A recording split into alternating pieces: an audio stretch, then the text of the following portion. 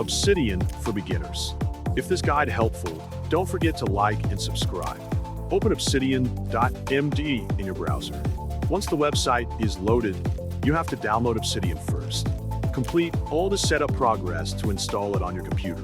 After the installation is complete and your app is ready, open Obsidian, and you will be directed to the home page. To add your first note, click the New Note button located on the top left corner of the interface. Start writing all the notes that you want, and they will automatically be saved without needing to press any save button. To personalize your Obsidian, click the Settings button. In the Settings menu, select the Appearance option. Inside the Appearance section, find the Theme area and click the Manage button. A list of themes will appear for you to choose from. Browse through the available options and select the one that fits with your preference. Once you've chosen a theme, click on it. After that, click the Install and Use button to apply the theme immediately. This will change the visual appearance of your Obsidian.